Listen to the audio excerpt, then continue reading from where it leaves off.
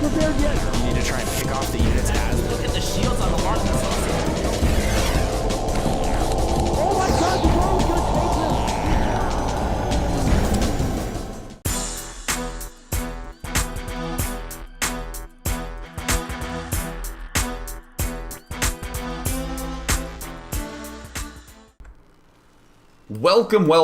Welcome back. It's time for a little bit of Game 3 action between Strelok and Mousesports ThorZaIN here at the IPL. Right now, ThorZaIN up 2-0. Poor Strelok at 0-2. Not an accurate representation of his skill, as again has been tearing it up in the online scene.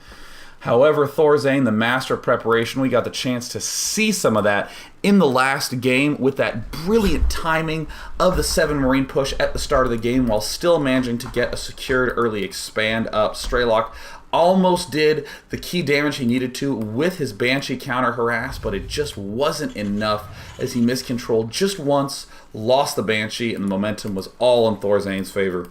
I'm your guest commentator, Day 9. Let's talk about GSL Crevasse, which is the map at hand. It's not just a word I made up and wanted to talk about. This is a map that I would call the biggest metagaming map in most map pools. As we can see, there is this backdoor expansion that is very easy to defend. It has 1 geyser and these 6 mineral patches. At the front of your base, you have 1 choke that defends both your main and this backdoor base. Now, what this generally means is that a lot of players will just straight up expand to this backdoor without ever even considering making a barracks first. They will straight build it at the back just due to the extremely long distances between the base. I just did the drag distance between the 2 scout-wise. We can already see that it's quite the leap between the 2 locations. So this means a lot of players will favor this early expand, and as a result you can metagame the map and either say, well, I'm just going to early expand too, or you can say, I'm going to go crazy aggressive too. And it looks like ThorZaIN doing not quite the fastest early expand he could, but it looks like an early expand at the very least is planned for him. But Strelok looks like he's going to be the one going for all-out aggression right at the start of the game. He went gas first and then went for a barracks, which means he's able to get this factory extremely quickly. Look at this. The factory started for Strelok before ThorZaIN's orbital command was even finished. And now ThorZaIN going for the early expand. Strelok accessing that metagame knowledge, knowing that the trends point to traditional fast expo play on this map. He's going to try to exploit that as best as he can with this ultra-fast factory. And what is he going to do? We see a tech lab going down. Strelok might be going once again for this Blue Flame Hellion business.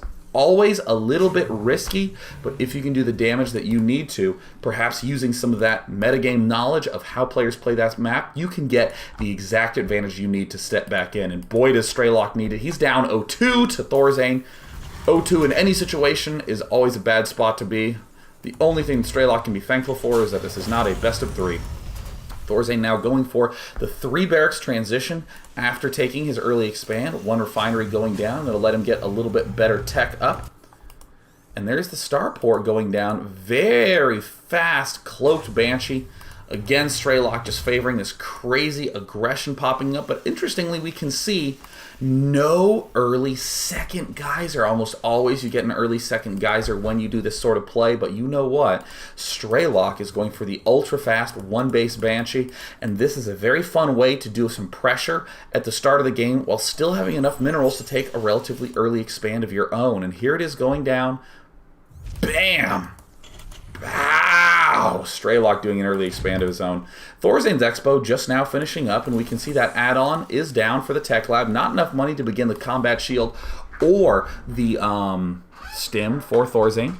So we're going to see ThorZaIN continue the Marine production, still on just 1 geyser. Now transferring some SCVs there. Let's see what sort of damage Strelok can pull off with this starport. And ooh, I like this play. Instead of going for the faster tank, oh, the money scan.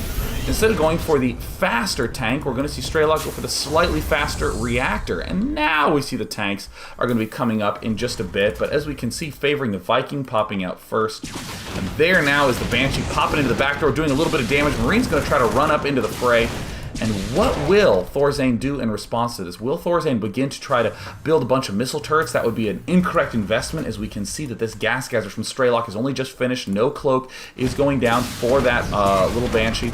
And it looks like Strelok doing some very nice control. Oh, supply depot at the back. Total vulnerability right now for ThorZaIN. Strelok getting the chance to do a lot of damage. In the units lost tab, we see a great lead here for Strelok. And again, Computer 5 showing some real flair. Still making his way into the game with his 6 SCVs.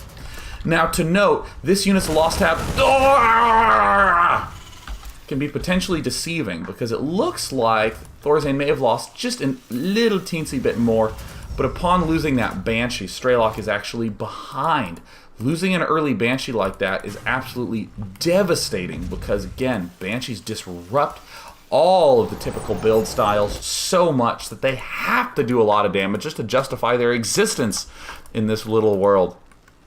So ThorZaIN now does have the fast combat shield upgrade up that will allow him to deal better with future Banshee harass, but Strelok has transitioned faster to the marine tank money business. And there's the third command center going down now for Strelok, so this means he will be going for a relatively fast third base and continuing to make marines and tanks. Their stim is about even, but it is the siege mode that I think Strelok is worried about. And apparently the base arrangement went to an interior decorating school, realized that this is just not a way to have a starport next to a factory, had to have those lined up. ThorZaIN, so expand heavy in all these games. We've seen him actually, no matter what, just take another base. Am I ahead? Am I behind? Let me get another command center and then answer that question. ThorZaIN now going for, it looks like the Marine King Prime style, all Marines with upgrades and medevacs. Not actually going to have this factory doing much at all, except making himself a Hellion for a little bit of map control and map presence.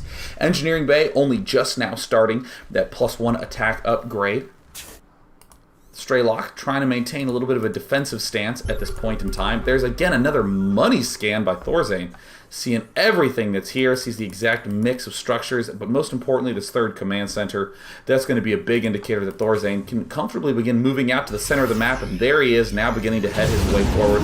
And it looks like ThorZaIN's actually going to be going for drops. Wow, with the map presence he's gaining from the hold of these essential Xel'Naga watchtowers.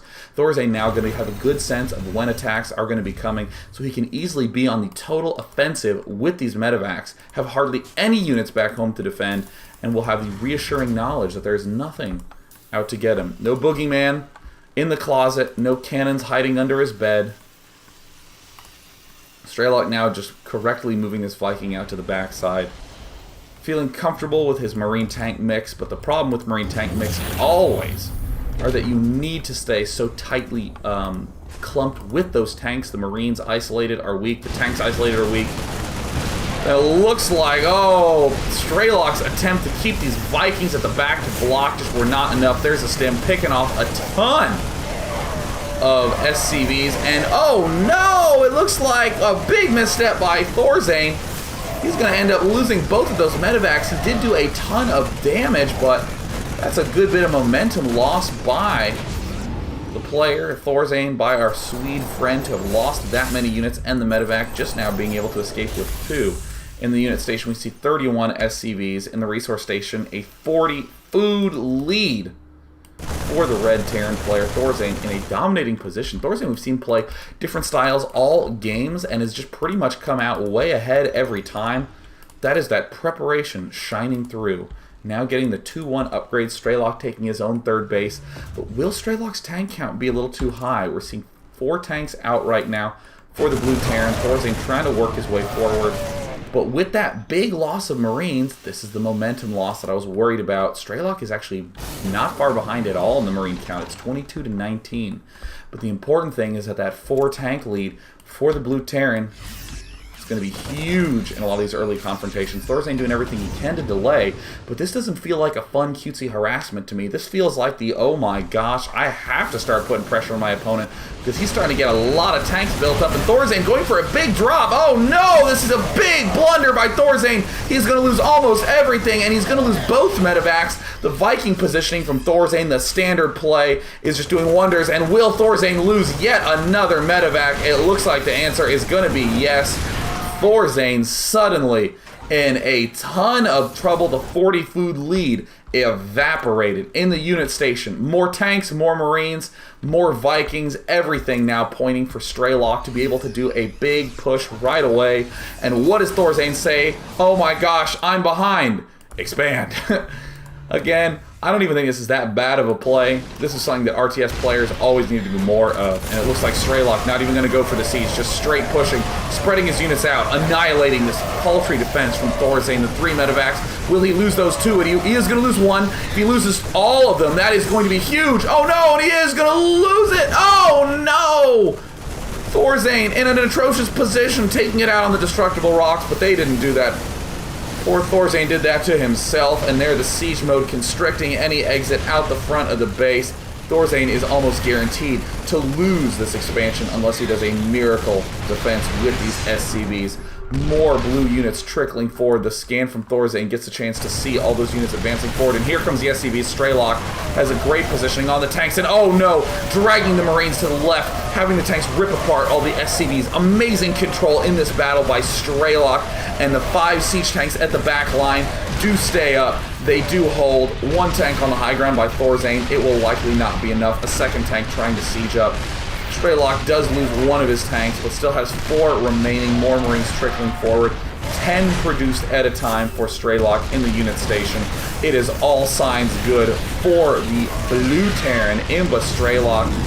ThorZaIN now lifting up these Marines into the medevacs, trying to do a little drop in action. Will ThorZaIN be able to do the damage he needs? He looks like he is dropping on top of the tanks. He might be able to take out 1 of them, but 2 is going to be the maximum number of tanks that he takes out. More Marines streaming forward from Strelok, the expansion in shambles. We see still an SCV lead from ThorZaIN with all the damage that was dealt early on. Strelok with the Manor SCV building the depot in the back of the base. Yep, just want to make sure I don't get supply blocks. Strelok having a little bit of fun as he is in a clear position to take the win down, but it looks like ThorZaIN is not ready to give up quite yet in the main. Look at the amount of barracks, 8 barracks churning things out. We see 2 factories down now for Strelok. More attempts to do SCV busting, and there's the good game. Well played by ThorZaIN. Strelok showing that life support has not been turned off yet, bringing it to 1-2. Can he pull the reverse comeback and take down ThorZaIN with some more wins, or will ThorZaIN be able to close it out? Let's head into Game 4 to check out what's going to go down.